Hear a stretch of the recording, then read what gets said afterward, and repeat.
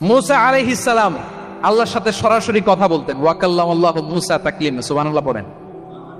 আওয়াজ তুলে সবাই বলেন সুবহানাল্লাহ। এখন বনি ইসরাইল হচ্ছে পৃথিবীর সবচেয়ে গোয়ার জাতি।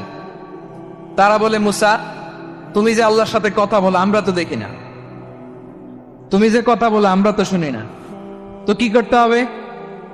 বনি ইসরাইল বলে, আমাদের মধ্য থেকে 70 জন নিয়ে যাইতে হবে তুমি পারে। ওরা আইসা যদি কয় হ্যাঁ আমরা শুনছি, তাহলে বিশ্বাস করো। কত বড় ডাকাত দেখছেন বনি ইসরাইল। এদের চেয়ে গোয়ার জাতি নাই। এত গোয়ার তুমি করেছো মুসা আলাইহিস সালামের সাথে। তুমি যে আল্লাহর সাথে কথা বলে আমরা তো দেখি, কি করব? 70 জন আমাদের বন্ধু বান্ধব যে যদি দেখে তারা বলবে ওকে আস, 70 জন আস। 70 জন নিয়ে গেল। মুসা আলাইহিস সালাম হারুন আলাইহিস সালামকে খেলাফা দিয়ে গেলেন, আল্লাহ ওনাকে নবী বানালেন। মুসা আলাইহিস সালাম বললেন, হারুন খবরদার, বনি ইসরাইলের মধ্যে তাওহীদের বাণী প্রচার করবা, ঐক্য ধরে রাখবা, বিচ্ছিন্ন হতে দিবা না। চলে গেছে। এইদিকে বনি ইসরাইলের এক দুষ্ট লোক ছিল, নাম সামিরি। কি নাম? সামিরি। সে সবাইরে বলল তোমাদের স্বর্ণগুলো ফালাও। স্বর্ণগুলো ফেললো। বনি ইসরাইলের স্বর্ণগুলোকে গলিয়ে সে একটা গরুর বাচ্চা বানালো। গোবৎস। কিসের বাচ্চা?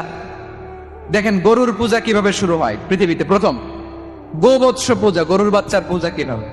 সে স্বর্ণগলি গরুর বাচ্চা করে জিবরাইল আলাইহিস সালাম যে জমিনে এসেছিলেন, ওই ফেরেশতার পায়ের নিচের একটু মাটি সে বুদ্ধি করে প্যাকেটে রেখে দিছি।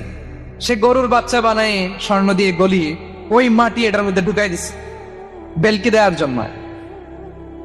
স্বর্ণ দিয়ে বানানো গোবৎস গরুর বাচ্চার গায়ে যখন সেই মাটি ছুঁড়ে দেয়া হলো, এখন বাছুরের ভেতর থেকে ভ্যাঁ ভ্যাঁ আওয়াজ আসতেছে। কি আসতেছে? সবাই তো অবাক। সামিরি বলে, আরে তোমরা যে 70 জন দিয়ে মুসা আলাইহিস সালামরে পাঠাইছো, ওইদিকে এত ঘুরতেছে, আল্লাহরে খুঁজে পায় না, আল্লাহ তো এটার ভিতরে ঢুকছে। নাউজুবিল্লাহ বলবেন না? তোমরা যে 70 জন দিয়ে পাঠাইলা, 70 জন নিয়ে মুসা আলাইহিস সালাম খালি ঘুরতেছে, আল্লাহরে পায় না। পাবে কেমনে? আল্লাহ তো নাউজুবিল্লাহ এটার ভিতরে। সেজদা দাও। এই সেজদা দিয়ে আল্লাহর নবী হারুন আলাইহিস সালাম বললেন, খবরদার, এটা সুস্পষ্ট শিরক। আল্লাহ সব গুনাহ মাফ করে, শিরকের গুনাহ মাফ করে না, খবরদার। তোমরা থামো। কে শোনে কার কথা? এই যে যেমন এখন আমরা, আপনারা আমার কথা শুনতেছেন না? শুনতেছেন? হারুন আলাইহিস সালাম বললেন, খবরদার, এই শিরকি কাজে তোমরা সংযুক্ত হয়ো না। তোমাদেরকে কি মনে নাই আমার ভাই মুসা আলাইহিস সালাম কি বলছে? আল্লাহ শিরক মাফ করে না, খবরদার শিরক করো না, আল্লাহরে ভয় করো। হারুন আলাইহিস সালাম তাদেরকে বুঝালেন, শিরক করো না, আল্লাহরে ভয় করো। শুধু এতটুকুই তিনি বুঝালেন, দাওয়াতি কাজ পালন করলেন, কিন্তু প্রতিরোধ করেন নাই, সশস্ত্র সংগ্রামে লিপ্ত হন নাই, বাধা দেন নাই, কারণ গৃহযুদ্ধ বেঁধে যেতে পারে। উনি ভাবলেন, আমি যদি আমার বাহিনী নিয়ে দাওয়াত দেওয়ার সাথে সাথে প্রতিরোধ করি, আক্রমণ করি, ওরাও আমারে আক্রমণ করবে, ব্লাডশিড হবে, রক্তপাত, এমন অবস্থা হবে বনি ইসরায়েলের মধ্যে যেটা হয়তো আমার ভাই মুসাও কন্ট্রোল করতে পারবেন।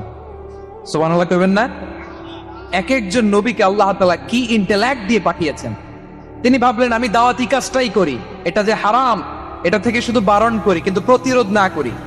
আমি যদি ঐক্য ধরে রাখতে পারি, বাকিটা আমার ভাই সামলে নেবে। সুবহানাল্লাহ। হারুন আলাইহিস সালাম প্রতিরোধ করলেন না। বনি ইসরায়েলের মধ্যে গৃহযুদ্ধ বেঁধে যাওয়ার আশঙ্কায় প্রতিরোধ করলেন না, আক্রমণ করলেন না, শুধু দাওয়াত দিলেন।